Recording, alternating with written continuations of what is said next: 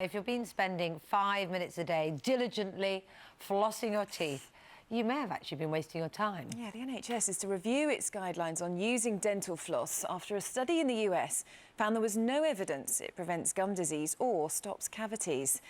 Currently, the NHS says flossing helps prevent gum disease by getting rid of pieces of food and plaque from between your teeth. Guidance states you should floss before brushing, making sure you work the tape between every single tooth. But if it's not done correctly, flossing can actually potentially damage your gums. So joining us now is dentist Dr. Milad Sharu. Good to see you. Now, people loved you when you were on the show last time, largely because you're known as the singing dentist, aren't you? Indeed. You have lots of fun ways to get people involved in looking after their teeth. Yes. Before we have a bit of fun with that, tell us a little bit about why you think the conclusions of this might be drawn, because I suppose what you don't want is people to forget flossing and just neglect their teeth. Absolutely, yeah. So interdental cleaning, we know, is still an important part of the whole oral hygiene routine. Cleaning between the teeth. Between your teeth, exactly. And flossing is just one method you can use. There's lots of other things you can use to clean in between your teeth. But first and foremost, the brushing still has to be the important part. You've got to get that bit right 2 minutes, twice a day, using a fluoride toothpaste. So get that bit correct and you're still going to do a good job. Then to supplement that with some interdental cleaning, that's important, but it has to be patient-specific. So you have to see your dentist, hygienist, therapist, and find out what's going to work in your mouth. If you've got bigger gaps between your teeth, flossing can get lost in the gaps. So therefore, interdental brushes, the kind of little bottle brush things, they're better for your teeth than So we've got some flossing. here, actually. We can just point them Exactly, out to you, in case yeah. you haven't They look seen a them bit before. vicious, don't They're sort of they? like really tiny toilet brushes that you then put between your teeth. So those, you think, are the best way of doing it, then, for people who haven't spotted these ones before? If you have the gaps already, so if you have had gum disease, you're likely to have some gaps between your teeth.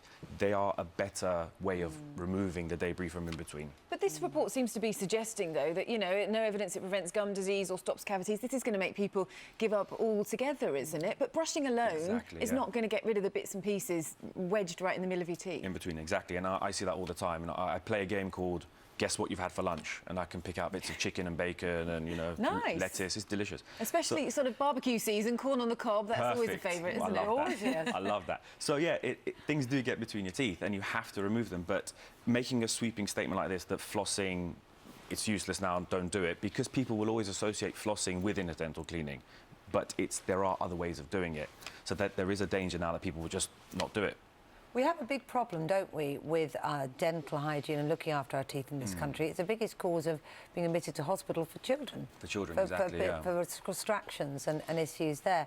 Is it to do with food? Is it to do with we're just not teaching our children how to clean their teeth properly? What's going wrong? There are so many factors. It's difficult to put your finger on one thing and say, this is it.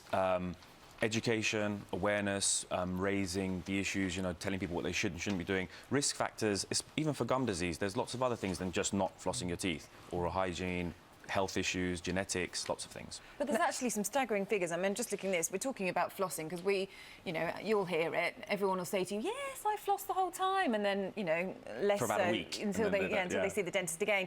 But it says here that a quarter of Britons don't brush their teeth on a regular basis, which is a really shocking one. That is, yeah, that's isn't it? staggering. Yeah. Hence why, you know, we need to try and get some big campaign behind it and just raise the awareness, just get people more educated on what they should do. And you've got a different technique, haven't you? Which is you've got little songs. I'm scared to ask, do you have a song about flossing?